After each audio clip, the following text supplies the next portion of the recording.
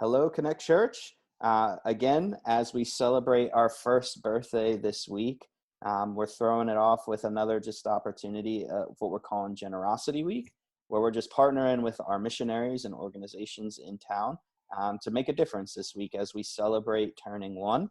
And with us today is Cameron Ryan. He was with us last year on our first Generosity Week and one of the first missionaries we got to pick up as a church, and so thought it would be fun to have him back and just kind of see what God has been doing through his life. And so just excited to talk with him today. And so if you're new to Connect Church, you may not know him. And so Cam, just introduce yourself and tell us a little bit of your story about how you became a missionary and where you're serving. Thank you, Pastor Frank. Hey, Connect Church. My name's Cameron. I'm serving as a missionary associate in Costa Rica, and I'm from South Jersey, from your guys' neck of the woods, kinda. It's pretty much. And then, so I'm working down here with an organization called Child Hope, and then I can't wait to go into more and share with you guys about what I'm doing. Awesome. So what made you feel like doing missions? How did God lead you to do missions down there? And how has God led you there? Yeah, so I had the opportunity to go to, my church has a K through 12 school. So I went there for middle school and high school. And something they offer to the seniors, instead of going, I think the typical trip is like every school does, Disney World trip, right? So what we got to do was we go on a missions trip. So our church takes a missions trip to somewhere in Latin America. The country usually changes throughout the year, different missionaries that we support as a church. So I had the chance to go on a missions trip. The year I went to Mexico, and that was the first time I ever went on a missions trip before. And when I went, I really was blessed by the experience that I had, enjoyed the experience.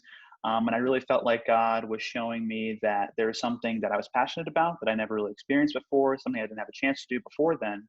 So I started off by just praying about it and thinking, how can I get more involved in missions? I didn't really think about being anywhere long term, but I kind of wanted to do more trips at least. So the missionaries were actually from our church. So originally, so I knew them, I knew their sons, I went to school with them. So I kind of called them up and I was like, hey, like I want to help out more with missions. Like, how can I get more involved? And I had the chance to go visit them that summer, and I got to spend a couple of weeks working with them down in Mexico, kind of on my own. The next year came, we went on a trip to the same place. So I want to work with them again. I went again for another summer. I just was really enjoying my time. Felt like God was blessing the ministry they're doing there, everything.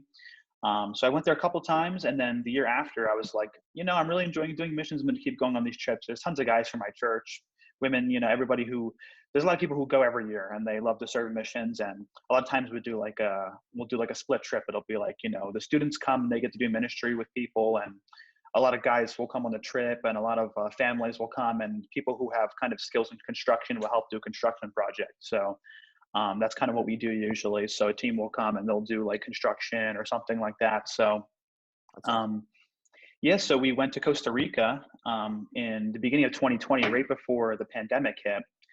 And on that trip, I really was kind of in a place where I didn't know what I wanted to do next with my life.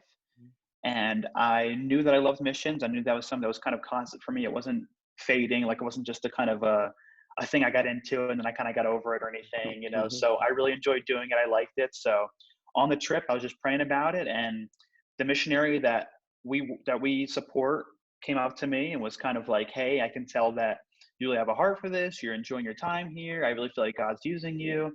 So why don't you think about like coming down and serving with us a little bit of a longer term thing. So that's kind of when I found out about this opportunity where you can, instead of, going as a career missionary, you can kind of come on. It's long term, but it's not as long term as being a career missionary. And you kind of come down and you get to support a ministry that's already happening. So I'm here in Costa Rica now, and I'm on a year term, and I've been here for a little bit over 2 months now. Yeah.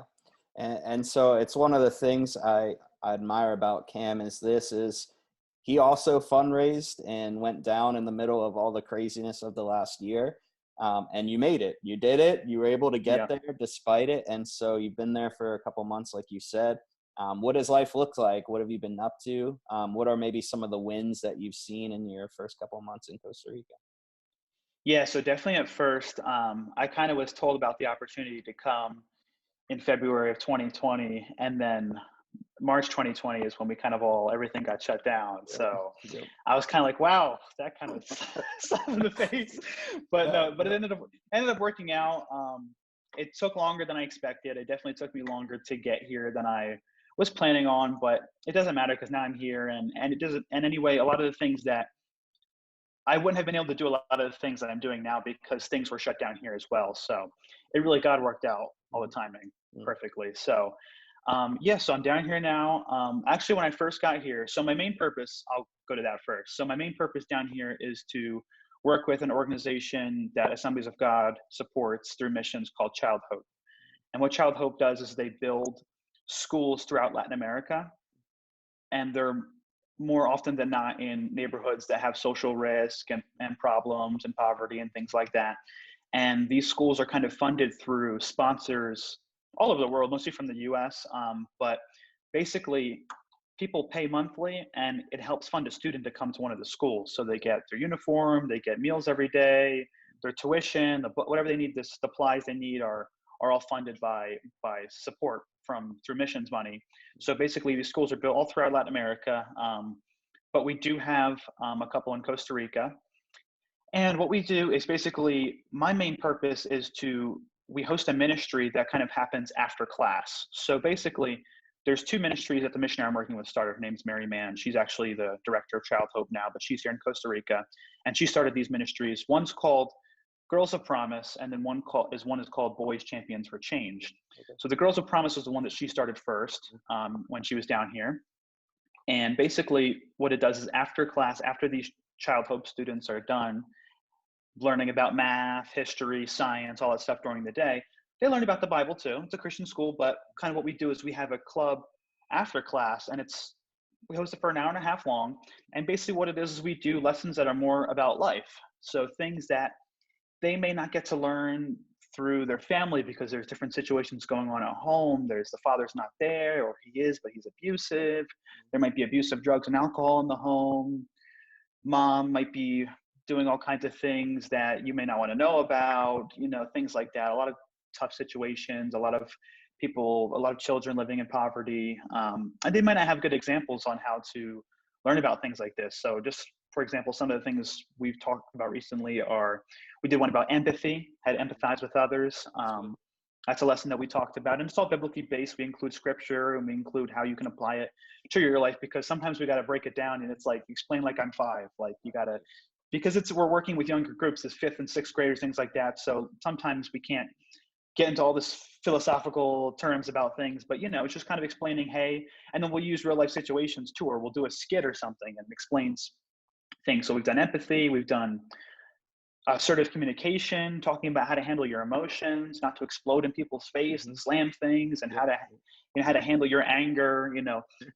I work with the boys, so there's someone who does the girls, and I work with another Costa Rican guy. We do the boys program, so it's things that apply to boys and girls, but they're separated because sometimes you need to have a woman to talk to as a girl or a man to talk to as a boy. So we kind of just keep it separated, and it's kind of the same ministry. We do similar lessons, but sometimes it's tailored more towards them. And we'll have the life lesson, and then after the fact, we'll play, we'll have a snack, we'll talk, chat about whatever they want to talk about. Sometimes we do crafts. I mean, we have some plans coming up of building like these coffee things. So here in I actually have one, I'll show you. So here in Costa Rica, they use this device here is very common to make coffee. Okay. Got this little, it's not a sock, but I mean, it's like, you can call it a sock. It's like a cloth bag, and you put the coffee in here and you run hot water. So like, we're gonna do projects like, they're gonna build like things like that. Nice. Bottle rockets, stuff Cool. like that. Fun. Yeah. Things to do, that boys will enjoy doing. Mhm. We have like a little workshop. So we do it in two Child Hope schools.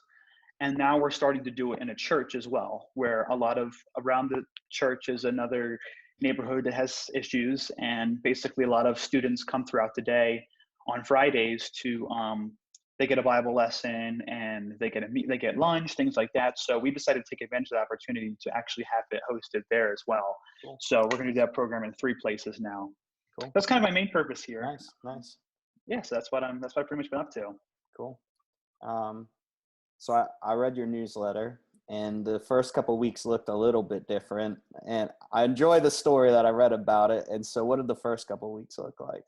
Yeah, yeah. When I first got here, a lot of things changed here because of COVID. They're kind of not as open as we are in the States. I mean, when I left New Jersey, we weren't wearing masks anymore.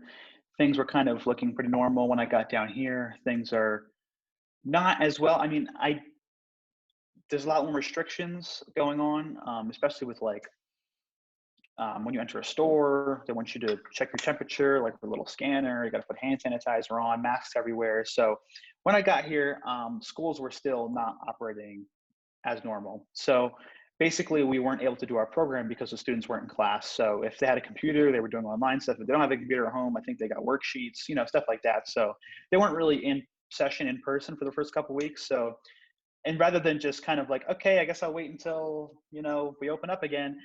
Um, there's a construction project going on at a church here, so I started helping out with that. So they're adding a second floor to a church, maybe like 25 minutes from where I'm staying. So we would go in the morning. I'd go with another Costa Rican guy who does construction and is involved in the church, and we would do projects. So I kind of helped him out with the electric part. He's kind of like an electrician. So, so, and like I said in my newsletter, like people don't, I mean, if you know me, I'm not like a construction guy. I'm not like a handyman. That's not really my personality.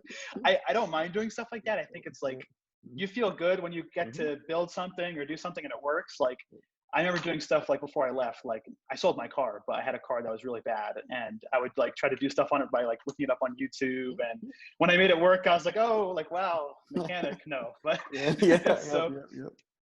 so I did electrical work. A lot of what I did was this kind of, the wiring was kind of already in place, but I was just like kind of screwing in outlets and putting the tops on them and all that stuff like that. So, and I said in my newsletter that even though I'm not much of an electrician or construction guy, when it was all said and done, all the outlets I put in work, they were all the right way. They weren't upside down or anything, or, everything looked good. All the plugs we tested the plugs, so everything's good. So it's still in the construction now.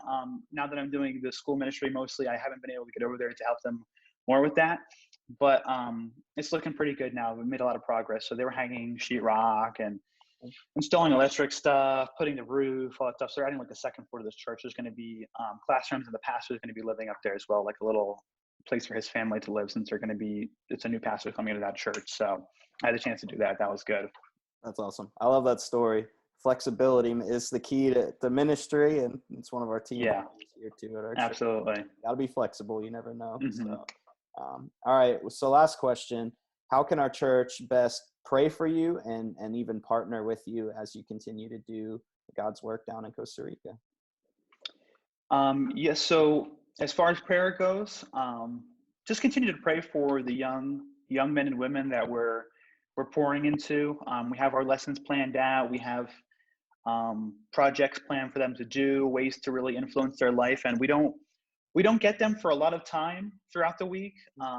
They spend more times around their friends and their family and in their neighborhoods. So let us just pray that the time that we share with them will influence them in a good way, and that you'll just protect them, that God will just protect them, and that they'll be influenced, and they'll be champions for change, is like what we call our voice program, that they'll be able to make a difference for the people around them. They'll be a good influence.